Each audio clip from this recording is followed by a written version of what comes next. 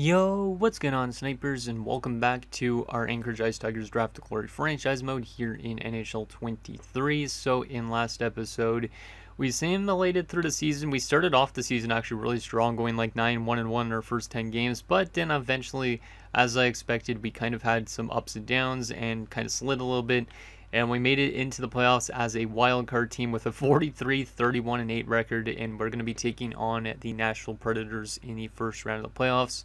I don't really know if we have a chance to win the Stanley Cup this year, but we're definitely an underdog throughout the entire playoffs. But we did have some pretty good results in terms of our team picking up points and whatnot. As you can see, old guys like Hartnell, Keith, Danner, Parrott still contributed to this team in terms of offense. We also still got goal scoring from Vico, passing from Bobkov. Leeson had a good year.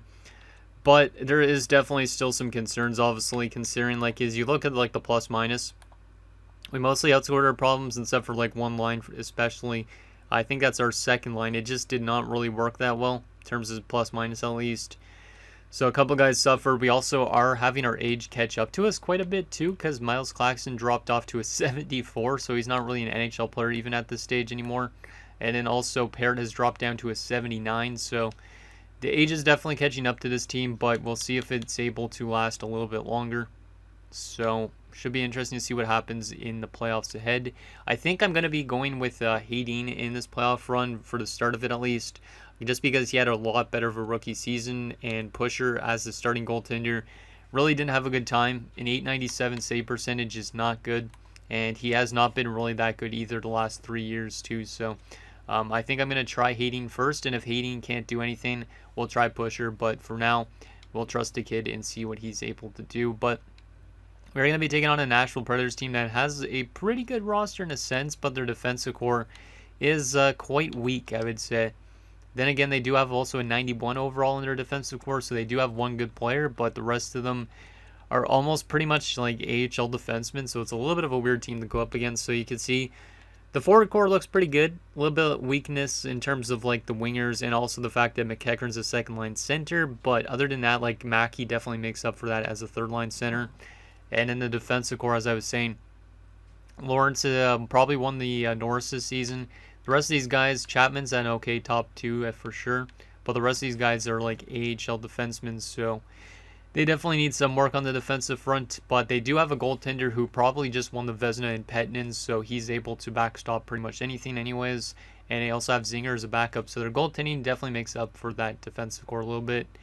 And in there is their depth. So I don't really know who has the upper hand. I'd say probably them, just based on the fact that they're a much younger team in a sense, or they also have a lot of higher up overalls, because with our old guys dropping off a lot, it's going to make this team much tougher for us to win, because we're going to suffer maybe guys dropping down to like a 70 overall by the end of this playoff run. So we never know what could happen. This might be the last time we get to see Claxton and Parrott in a playoff run as well. So hopefully it is not the last time we see them, but you never know. This could be the last round that they play in.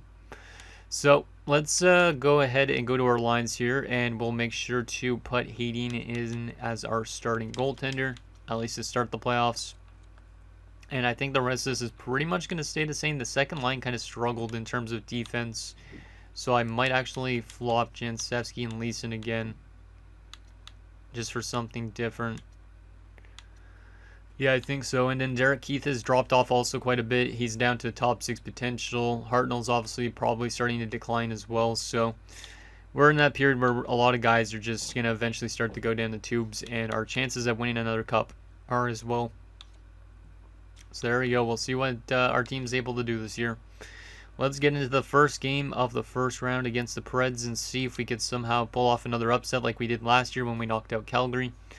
But this might be the last time we get to see those two guys, at least in Anchorage Ice Tigers uniforms. You never know. Maybe they'll come back as coaches. That'd be kind of cool, but it doesn't happen that often for creative players. But here we go. First period of Game 1 in Nashville. Let's see if we can get off to a good start here. First period, 1-0 us. Okay, there we go. Bobkov opens the scoring, which is a bit weird considering Bobkov is primarily a passer, but it seems like when it comes to the playoffs, he does pick up more goals than usual. So he scores in that first period with the shots being 12-10 in favor of the Preds. As we did get a goal early on, actually, on Pettinen too, which is a good sign considering that guy just won a Vezina.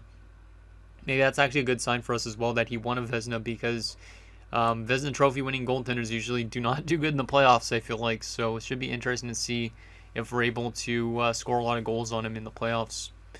Let's see if we can add to this lead in the second period. Second period?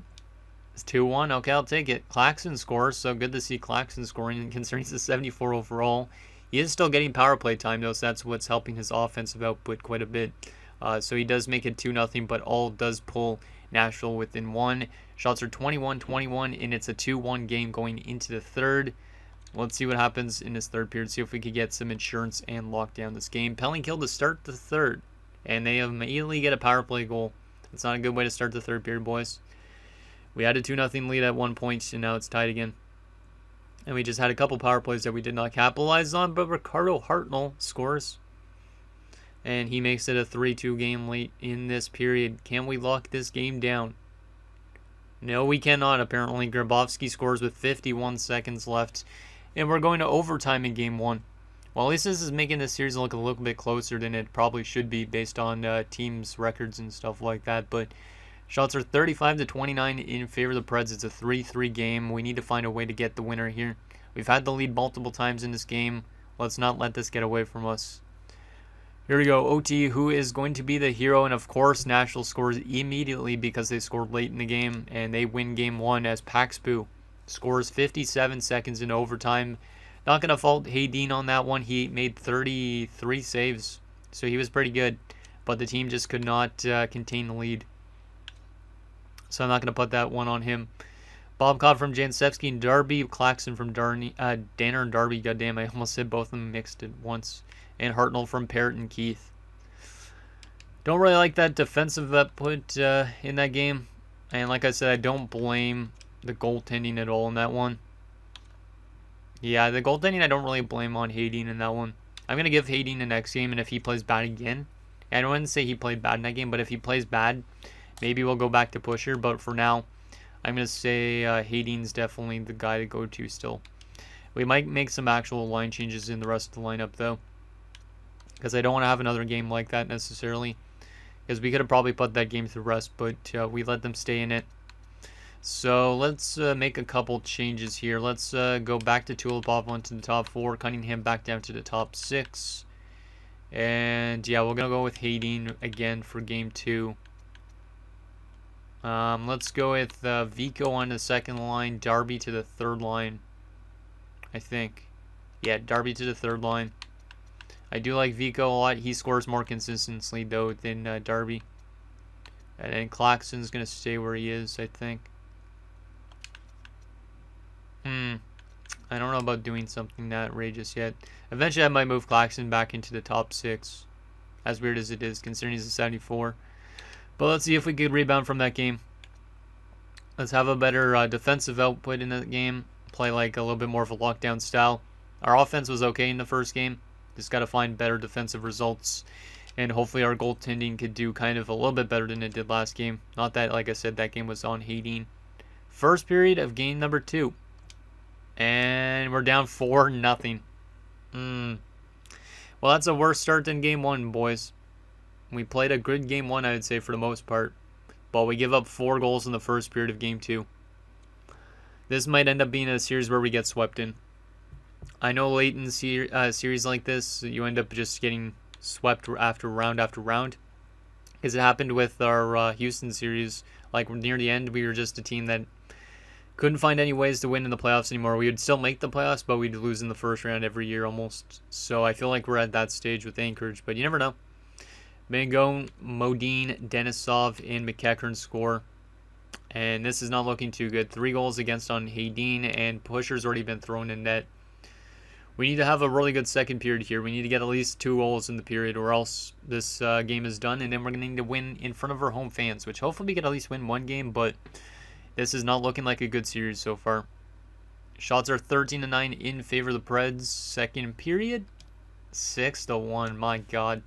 Vico does score to make it a 4-1 game on the power play, but Nieminen scores 2 more. Yeah, this is not looking like it's going to be a good series for us.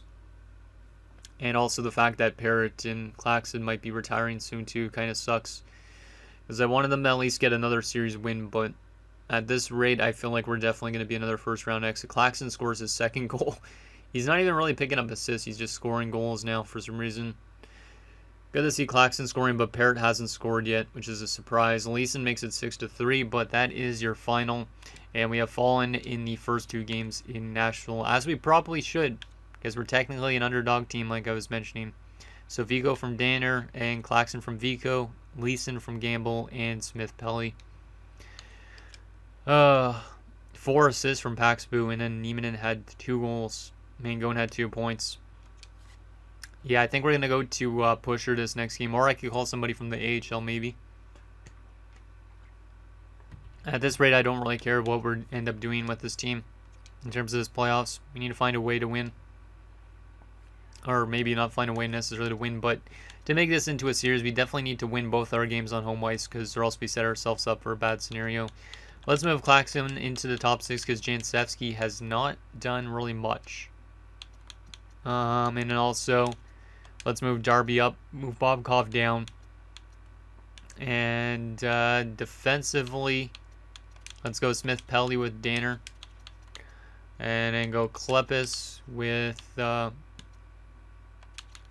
Cunningham, and then it will be Tulipov with House, I think. Yeah. Goaltending-wise, we'll go with Pusher for this game.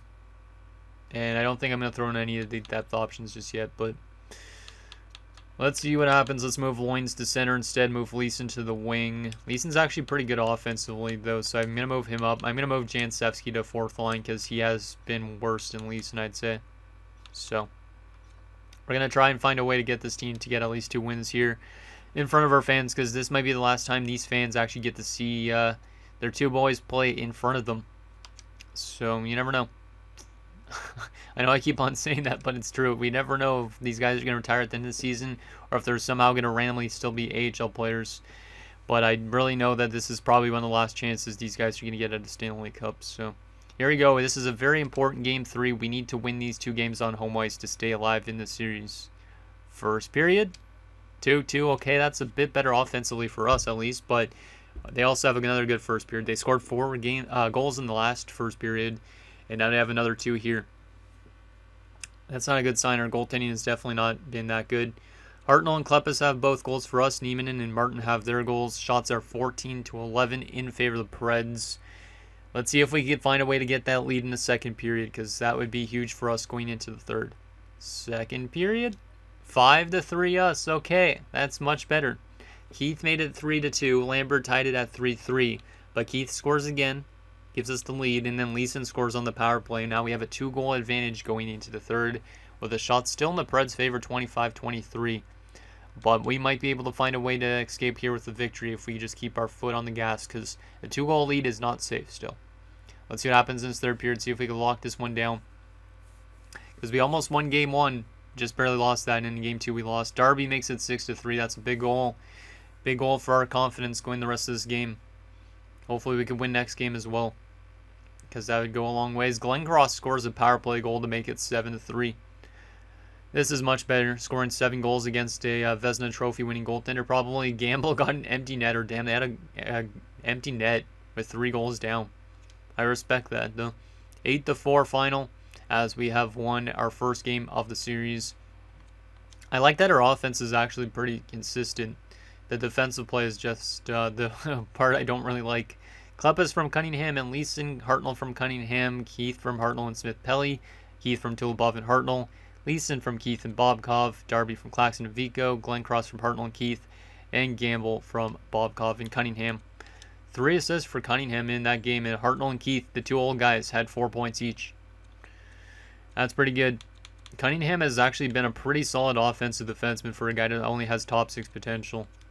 I am happy that he's able to get a chance to play in our lineup just because of the fact he let go of Bouwmeester in the offseason. It's turned out to be a decent option for us. Okay, so we have a total of like 14 goals in our first 3 games of the series. So our offense has been definitely good, but we've also given up 14 goals in the first 3 games. Yeah, I think we both, us and Nashville, have the exact same amount of goals for and goals against in the series so far. So it's been a really weird series. And we're going to just keep our team the exact same as last game since we scored 8 goals. So let's see. Can we tie this series headed to Nashville? Maybe they're going to take the first 2, but then we're going to win 4 in a row. That'd be nice. First period of a very important game 4. 2-1 us. There you go. That's a good start again. Hartnell scores and Vico scores. Nieminen scores again for them. So that top line has definitely been really good for them. I haven't seen Lawrence score yet, which is kind of a surprise, but he's primarily a passing offensive defenseman, I think. Shots are 11-9 in favor of us. Can we hold on to this lead and get some insurance going into the third? Second period, 3-1. That's a big goal from Darby. And we're 1 period away from potentially tying the series up at 2, which is kind of a surprise. Because the way we played in those first 2 games, I didn't think we were going to be able to win 2 in a row. So let's see if we could lock this one down in the third period. Come on, boys. Hey, Vico scores immediately to start the third period. And we have a 3-goal advantage now at this point. Just got to find a way to ride this into the sunset. Mango makes it a 4-2 game. Just lock it down, guys. Do not let them get back into this penalty kill. Nicely done. Power play. We do not score on it, but we did kill off some chunk of clock. Final few minutes. Power play late in the game again. And we do get another goal, and it is Vico again. We win 5-2, and we have tied the series up with the Nashville Predators after we fell down 0-2. It's now 2-2. So Vico gets a hat trick, which is great. He's had a couple playoff hat tricks in his career, so that's cool. So Hartnell from House and Parrott, Vico from Keith and Darby, Darby from Gamble and Leeson, Vico from Keith and Darby, and Vico from Danner and Keith. So I think I might make much of a change. I might move Parrott off the top line and put Vico up there, because Vico has definitely proven himself to be good in this series. Parrott has yet to score a goal, which is a big shock to me considering he's scored over 100 goals in his playoff career, but he has maybe dropped off so much that he just can't score much anymore. I don't really know. Darby gets second star 3 points, and Keith the third star also with 3 points. Keith has had a great series, and that's exactly what we need, is those old guys to still step up even if they are dropping off. Let's go to edit lines here and make a change. Even though we've won 2 in a row, we are going to move Parrott off the top line and give that to Vico, because Vico has earned it. It does make it a minus, which is a bit weird. Yeah, it's a bit weird. And we're going to roll with it. We're going to just see if it ends up doing anything. If it doesn't, maybe I'll go back to the way it was. But Parrott's going to go to the second line this time around. We'll see if he's able to get that offense going. Him and Claxton on the same line. And the rest of this will stay the same. Pusher has been not terrible, but he's definitely been better than Hayden in the playoffs so far. So we're definitely going to keep riding with Pusher. He will push this forward. You never know. Let's see what happens. See if we can win 3 in a row. We have tied this series up. We got to find a way to win on the road, though, as well. We can't just win in front of our home fans. We also got to win in Nashville one time at least in this series. So here we go. Very important game 5. Let's see if we could take a 3-2 series lead after we were down 0-2 at one point. First period, 1-1. I'll take it. Bobkov scores again, so Bobkov has been pretty good too. And then Martin ties it up late in the period. Shots are 11-7 in favor of us, but it is a 1-1 game. Can we find a way to get that lead in the second period? Second period, 2-2. Okay, this is a back and forth game. Tulipov scores, I believe, one of his first ever goals in the playoffs. And then McKecker in the second line center, who is dropping off a lot, ties it up at 2. Shots are 21-19 in favor of us. It's a 2-2 game. Let's see what happens in this third period. Anything can happen at this stage. Come on, boys. Hey, Glenn Cross scores. He had not scored yet in this series. I'm pretty sure he makes it 3-2. He might have actually scored an empty netter earlier. I don't remember. There was a lot of goals in some of these games, so don't remember always who scored and who didn't. Come on, boys. Final 5 minutes. Danner makes it 4-2. We're a few minutes away from winning 3 games in a row against the Nashville Predators, and that is exactly what's going to happen. We are 1 win away from taking the series away from the Nashville Predators, who had a 2-0 series lead, but have lost 3 in a row now to us. And things are looking good. There is definitely still a lot of negatives, but I mean, I'm glad that this team is finally starting to find a way to win games. So Bobkov from Gamble, Tulipov from Bobkov and Gamble, Glenn Cross from Danner, and Danner from Jemczynski and Smith Pelly. 3 stars of the game. Pusher had a great game, so that's probably his best game yet of the playoffs. Bobkov the second star, and Danner the third. Okay, so we're 1 win away from going to round number 2. Can we find a way to win our 4th in a row? That was our first win on the road in this playoff run so far. We already won 2 games on home ice. Can we go 3-0?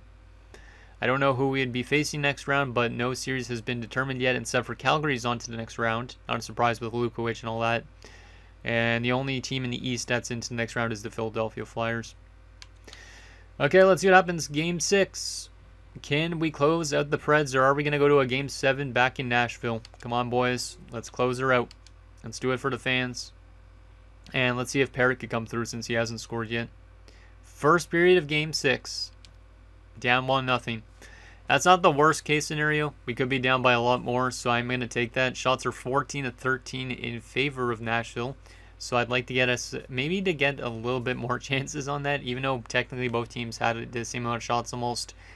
Being down by a goal kind of sucks, but Pusher's definitely keeping us in this game at this stage. So if we can find a way to get ourselves a goal in the second period to tie it up at least, maybe we're in a way to find the third period, find a third period victory or something like that. So here we go. Let's see what happens in the second. Can we get a way to tie this game up into the third? Come on, boys.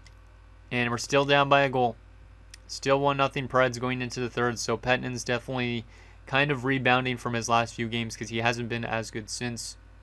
Shots are 25-23 in favor of us. We're down by a goal. Let's get that tying goal, and then let's focus on getting that game winner. See what happens in this third period. Come on, boys. Or else we're going to a Game 7 in Nashville, and that's going to be a tough game. We've already won once in Nashville. Darby ties the game up into the third. Let's go, Darby. Penalty kill. Come on, boys. Kill off nicely done. That was a good 5-on-3 penalty kill, but of course they get a goal right afterwards. Denisov and Mackey makes it 3-1. Gotta be joking me. We gave them all that momentum on that penalty kill. And Gamble pulls us within 1. Can we tie it up? No, we cannot, though. And we do fall by only a goal in Game 6. And we're going to a Game 7 in Nashville. Oh, this is a very back-and-forth series. Parrott has yet to score a goal still. But he has had assists. Darby from Danner and Parrott, and Gamble from Bobkov and Pusher. Yeah, Pettinen definitely had a rebound there. I know he's a Vezina Trophy winning goaltender, so he's going to have good games, but also he's had some pretty bad games in the series too. So, Game 7 in the first round. Kind of felt like that was going to be the case. Let's make some adjustments here. Vico has not worked on this top line, so I'm going to move him back to where he was. And we will put Parrott back as the top liner. As for defense, I think everything else is going to stay the same. Yeah, I think everything else is going to stay the same.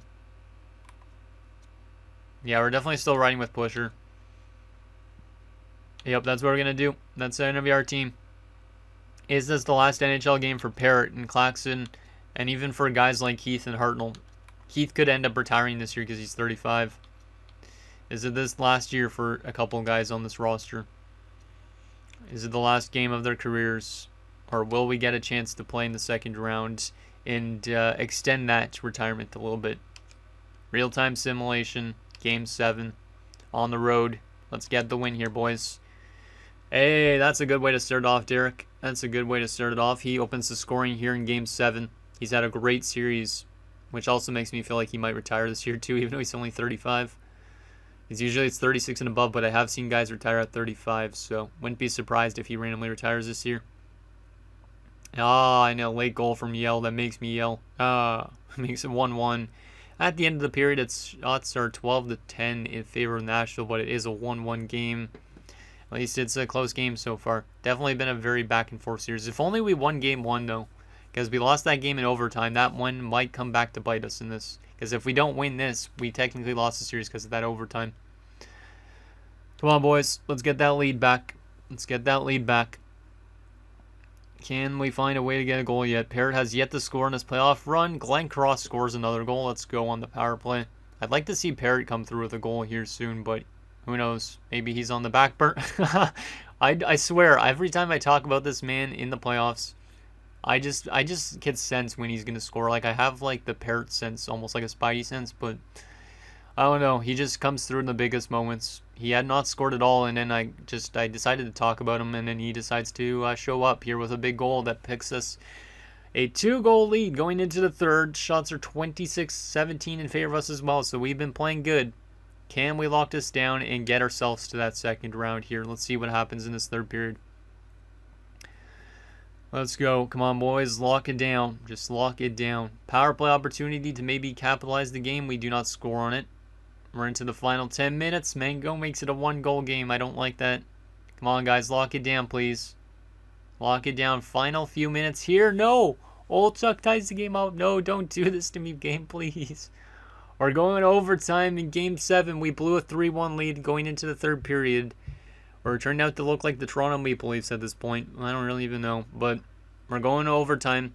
And obviously we have to watch it because this might be the last time we get to see our big guys out there. So, here we go. Let's watch some Game 7 overtime and see who wants to be the hero for us. Or are we going to lose after blowing that lead? I feel like we're going to blow that lead at this point, but never know. Hopefully the audio is good in this episode, so that way you guys aren't hearing a bunch of white noise like were like last playoff run. Okay, let's see if we can find a way to get that winner here. Keith is at the draw against Neiman, and I think it is probably. Tie up. We get out control of it. Parrott finds Hartnell. Ricardo Hartnell with it. Walks inside, can't get by. Come on, boys. Play smart. Find a way to get that goal. Danner, a nice hit there. He finds Keith. Keith almost turns it over. Hartnell gets steamrolled. Jeez. I wonder if Ricardo Hartnell, his dad is the one that played for the Nashville Predators, Scott Hartnell. That'd be kind of funny. Hartnell with it. Ricardo Hartnell walks in. Oh, good chance, and that stopped. Loose puck in front, and Pettinen finds the rebound. Dangerously threw it out. Don't know why he did that. Here comes the Preds again. Get it away, boys. Nice stick there by, I think that was Smith-Pelly. Yeah, I think that's Smith-Pelly. Parrott with it. Throws it all the way up to Hartnell. He has a chance, and he gets steamrolled again here in overtime. Jeez, they're just like throwing some big hits on him. They don't like him here in Nashville. There's a big hit from Smith-Pelly. A little bit of a physical overtime. Keith can't get it. Mangone gets crunched too. Jeez. There has been some big hits in this overtime. Vico walks in. He can't get by Lawrence. Here is Mangone. Over to McEachern. Get it away, boys. Don't let them shoot it. Don't let them shoot it. Get it away. Nicely done. Get it away. Nice. Vico with it again. Come on, Vico. You had a hat trick in this series. You got to find a way to get that winner, boy. McEachern with it again. Get it away. Nice poke check. That's exactly how you need to play defense, Danner. Smith-Pelly finds Danner again. We're almost halfway through this first overtime period already. I apologize if this episode randomly goes super long because of these overtimes, but we gotta watch these type of scenarios, especially when there's careers on the line here. Darby over to Smith-Pelly. Smith-Pelly carries it up. Finds it up to Claxton. Claxton breaks through. Shoots. Stop. Rebound. Scores. Miles Claxton in overtime. The old 37-year-old or whatever he is at this stage gets us to round 2 with a nice goal on a kind of a partial breakaway. And we have found ourselves to the second round. After a pretty tough series with the Nashville Predators. Good upset there, and that was a big goal in overtime. As you can see, Parrott going through the handshake lines as well, which is awesome to see as always. Hopefully we see more of that this season, but what a goal. That was nice. I was not expecting us to score on that play, but man, did we ever. And of course, it has to be one of the guys that we said that his career could be ended soon. He took that to heart. Miles Claxton with a goal-scoring series, because most of the time he's picking up assists, but he had like 3 or 4 goals in the series. He takes his pass in stride, breaks in, gets an inside position a little bit, or not really inside position, but gets enough to get a backhand away. If you're Pettinen, you got to have that rebound. He doesn't corral it. Also, this defenseman doesn't get the puck, and Claxton has an easy chance to get a rebound, and he pots it in, and there is a big goal. He doesn't even have an A on his chest. I don't know why he doesn't. He should. And that is something that a photo that might get into a recap or something like that. That's one of the best photos we'll probably have of Miles Claxton right there. What a legend. What a legend. I want to see where Parrott is at this stage. He's probably on the bench with all the boys. Look at them, all them celebrating. Even though they know that more than likely they're not going to win another Stanley Cup. Who knows? They have the belief in them. And look at Parrott on the bench. The emotion of the captain. Almost looking like Mark Stone right there. So there we go. What a win and we actually managed to somehow upset them. That was nice. I thought we were going to lose that after we blew that 3-1 lead, but we managed to slay the demons a little bit.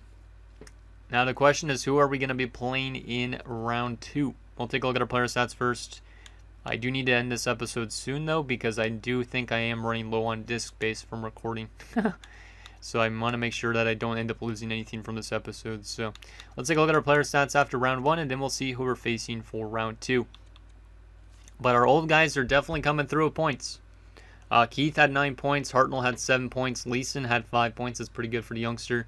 Parrott had 5 points. Only 1 goal, but 4 assists. So pretty good series for Parrott at 38. Claxton had a good series, 3 goals, but only 1 assist. So they kind of reversed roles, the two of them. Because usually Parrott's the goal scorer and Claxton's the passer. And then Loins had no points. Left wing wise, Darby was good. Vico was good. Gamble was good. Bobkov was good. Jansevsky was terrible. 2 assists and a -5. Right wing wise, Glenn Cross had 3 goals. And then defensively, Danner was good. Smith Pelly was good. Cunningham had that 1 good game offensively, but grade and plus-minus. I think everybody on our team had a point in that series. Except for Loins, yeah. That's pretty good. I'm impressed with the depth scoring of this team. And then goalie-wise, Pusher won every single game because Hayden was terrible. Pusher came in and was pretty solid. So hopefully he has another good round ahead of him. So there is that. Let's take a look at who we are playing in round 2, and then that'll be it for this episode. Who are we playing in round 2? It's going to be the Dallas Stars. Interesting. I think we have played them before, but that's when they still had Lawrence. Winner of the series will face either Calgary or Chicago in the conference finals. You also have Montreal, Buffalo, and Philadelphia and the Rangers. Let's take a look at those Dallas Stars. See what they're made of at this stage. So, okay, they have a really good top line. They actually, yeah, they might have one of the best top lines I've seen. So they have Tunney, they have Henrik Jansson, and Dalton Bugner, who are all guys that were free agent signings except for Bugner. Bugner was a draft pick of theirs a few years back. Second line, Wheeler, Dollywall, and Generous, which is a pretty solid second line. Third line, they have Zharkov, Boychuk, and Scrimes. And a fourth line of Vernarski, Para, and McClellan. Yeah, that fourth line and that third line, a little bit weak, but still, it's decent enough, I guess. Defensively, they have Nyquist and Erzberg, Kolymynen, which is not our former Kolymynen, and Durett. In a top 6 of Kolosov and Palin. A defensive core is better than the other defensive core in a sense. Like, they don't have a stud like the other team in Nashville, but they do have a better balanced defensive core. And goalie-wise, they do have Melvin Heatley and Sergei Pushkarev. So 2 solid goaltenders. Depth-wise, they have Robiov, McMillan, I almost said McKelvin or something like that. I don't know what I was trying to say. Dominic Marchant as well. Huh.